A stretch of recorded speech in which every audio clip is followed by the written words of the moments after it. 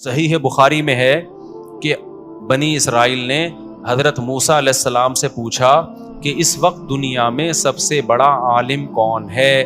موسیٰ علیہ السلام نے فرمایا میں۔ کون ہے؟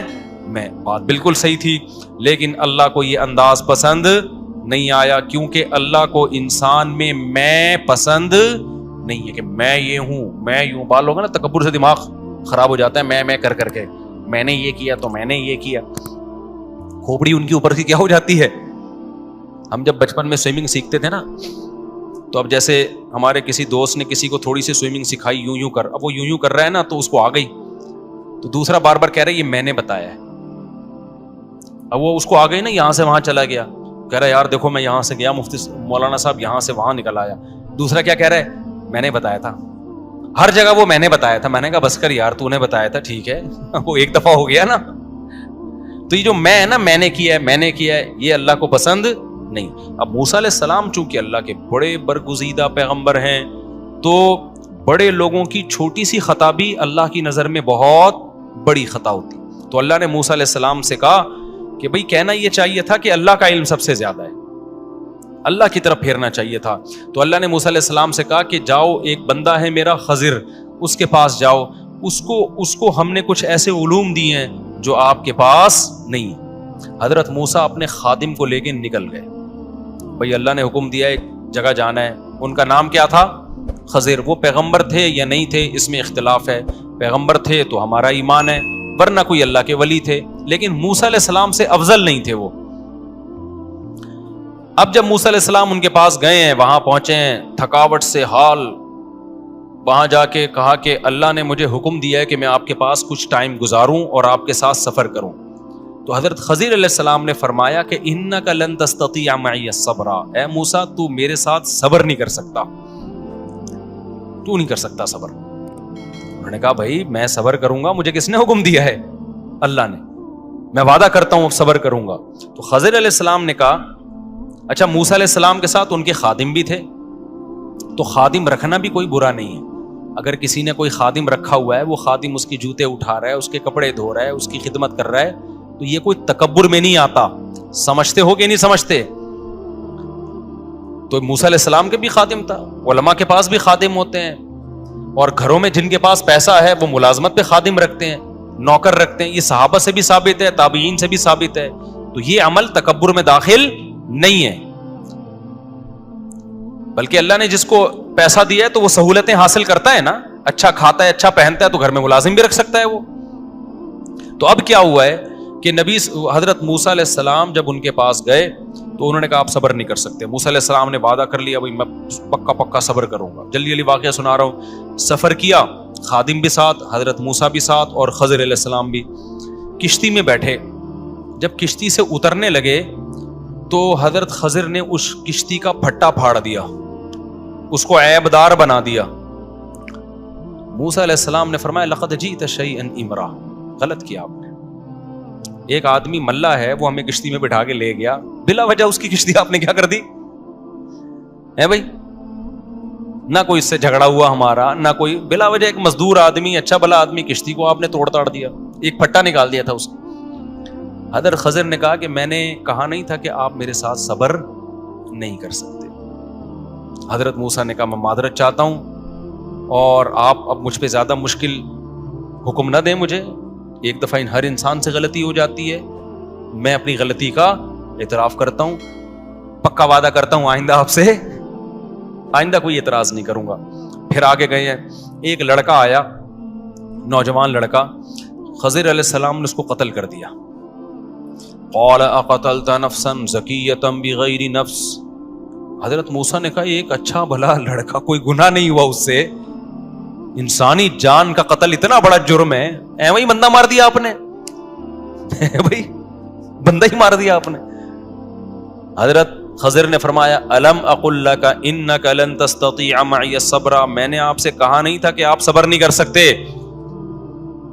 حضرت موسیٰ نے کہا 2 دفعہ غلطی ہو گئی مجھ سے، تو اب کیا ہے، ان سألتک عن شیء بعدہ، اب میں اپنی سزا خود بتا رہا ہوں، اگر میں نے اب آپ سے اعتراض کیا نا، سوال پوچھا، تو ھذا فراق، ان سألتک عن شیء بعدہ فلا تصاحبنی، تو آپ پھر مجھے اپنے ساتھ نہیں رکھیے, میری سزا یہ ہے کہ میں واپس چلا جاؤں گا بس. آگے گئے ہیں, ایک بستی میں ٹھہرے, ابھی یہ مسافر تھے, زیادہ راہ ختم ہو گیا, تو بستی والوں سے کہا بھائی ہم مسافر ہیں, ہمارے لیے کوئی کھانے پینے کا انتظام ہو جائے, سر چھپانے کی جگہ ہو جائے. بستی والے ایک نمبر کے کیا تھے؟ کنجوس.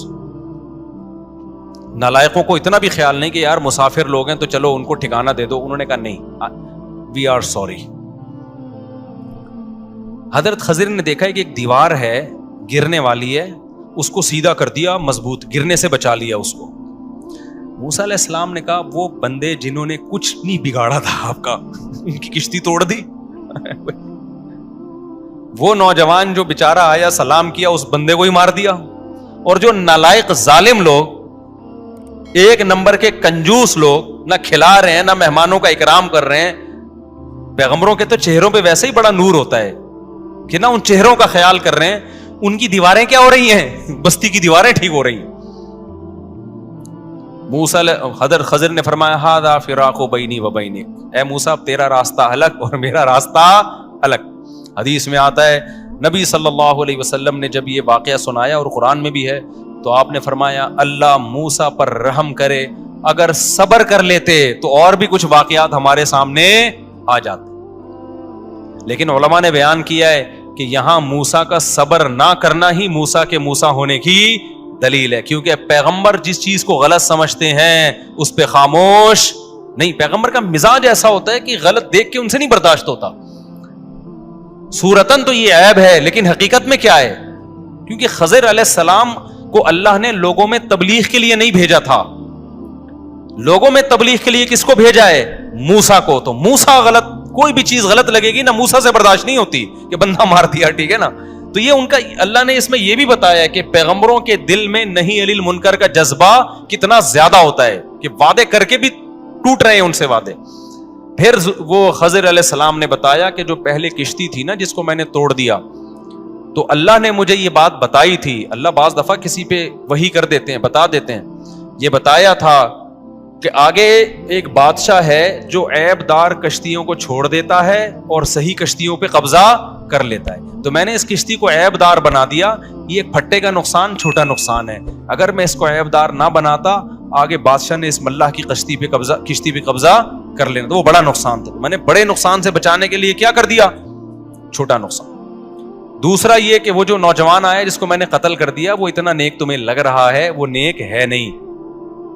اس نے اپنے بڑے ہونے کے بعد, اللہ نے کے علم میں یہ بات تھی, اللہ نے مجھے وحی کر کے بتایا کہ یہ بڑے ہونے کے بعد اپنے ماں باپ کو بے انتہا ستاتا. ایسی بھی نافرمان اولادیں ہیں جنہوں نے اپنے ماں باپ کو قتل کیا ہے.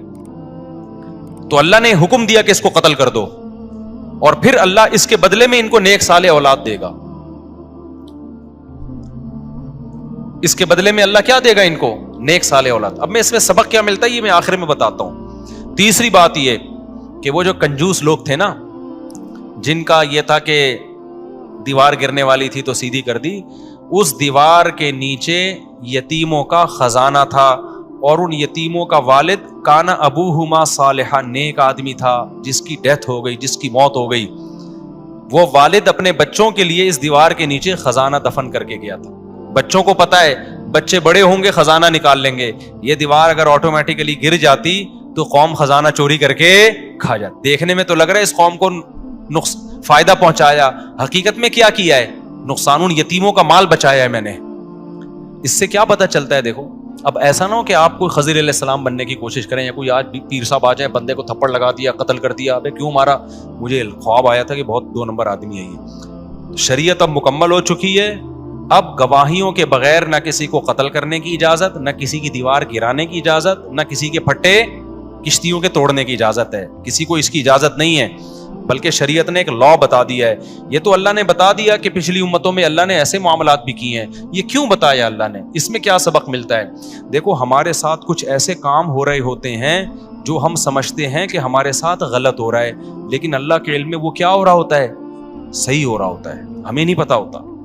تو جس کا اللہ پہ توکل ہوگا نا, اب جیسے جس ملاح کی کشتی حضرت خضر نے توڑ دی, وہ تو کہہ رہا ہوگا یار میری کشتی کا بیڑا غرق کر دیا, نقصان کر دیا, لیکن وہ اللہ پہ توکل کرے تو کیا کہے گا؟ بھائی اسی میں کیا ہوگی, بس اللہ کی طرف سے کچھ ہو گیا, ٹھیک ہے. ہمیں نہیں پتا کیا ہے لیکن خیر ہے, یہی سوچے گا نا. اب جن ماں باپ کا بچہ مر گیا, قتل ہو گیا, جو بے صبرے ہوں گے وہ تو ساری زندگی روتے رہیں گے, ہمارا اتنا بچہ چلا گیا دنیا سے, ہمارا بچہ مر گیا, ہمارا یہ ہو گیا, یہ ہو گیا. جو صبر کرنے والے ہوں گے وہ کہیں گے بھائی شاید اسی میں اللہ کے علم میں کوئی خیر ہو. ضروری نہیں کہ بچہ بڑا ہو کے نافرمان ہو سکتا ہے کچھ بھی ہو سکتا ہے نا, کچھ بھی ہو سکتا ہے, بعد میں کوئی ایسا حادثہ ہو جائے اس کے ساتھ کہ آپ سے وہ غم برداشت نہ ہو. تو ہمیں اس میں یہ بتایا گیا ہے کہ جو بھی ہو رہا ہے, جو اللہ کے بارے میں اچھا سوچتا ہے تو سمجھو اس کے ساتھ اچھا ہو رہا ہے, جو اللہ کے بارے میں غلط سوچتا ہے تو اس کے ساتھ غلط ہو رہا ہے. حدیث میں آتا ہے اللہ تعالیٰ کہتے ہیں انا عند ظن عبدی بھی, میرا بندہ میرے بارے میں جیسا گمان رکھتا ہے میں بھی اس کے ساتھ معاملات ایسے کرتا ہوں. اگر آپ کے ساتھ کچھ الٹا سیدھا ہو رہا ہے اور آپ کہتے ہیں یار جو ہو رہا ہے میرا رب میرے لیے بہتری کے لیے کر رہا ہے, تو حقیقت میں وہ کس کے لیے ہو رہا ہے؟ آپ کی بہتری کے لیے ہو رہا ہے. اور اگر آپ کے ساتھ کچھ الٹا سیدھا ہوا اور آپ نے کہا یار اللہ کو میں ہی ملا ہوں ٹینشن دینے کے لیے, تو سمجھ لو کہ واقعی آپ ہی ہیں ٹینشن کے لیے, ٹھیک ہے نا. اللہ آپ کو کیا دے رہا ہے؟ ٹینشن دے رہا ہے. اور اس میں آخری بات یہ کہ دیکھو ان بچوں کا باپ نیک آدمی تھا, باپ مر گیا, قرآن کے الفاظ ہیں وَكَانَ أَبُوهُمَا صَالِحًا, تو باپ نیک ہونے کا اللہ کی طرف سے کیسا انتظام ہو رہا ہے کہ بچوں کی وراثت کی حفاظت کے لیے حضرت خضر کو بھیجا جا رہا ہے کہ ان کی حفاظت کرو. اس سے پتہ چلتا ہے کہ ماں باپ کی نیکیاں, ان کا نیک ہونا اولاد کے بھی کام آتا ہے, اور اللہ اولاد کے لیے غیب سے انتظام کرتا ہے. اب یہ چیز کوئی ٹریس تھوڑی کر سکتا ہے کہ کس وقت کس کے لیے کیا ہو رہا ہے. اس سے پتہ چلتا ہے کہ آپ کی نیکی صرف آپ کے کام نہیں آتی بلکہ آپ کی اولاد کے بھی کام آتی ہے. لہذا اپنے اولاد کا مستقبل بنانا چاہتے ہو تو اس کے لیے اپنے آپ کو بھی ٹھیک کرنا پڑے گا آپ کو. تو یہ بھی ہمیں اس میں بہت اہم سبق ملتا ہے. اللہ تعالیٰ ہمیں سمجھنے کی عمل کی توفیق عطا فرمائے.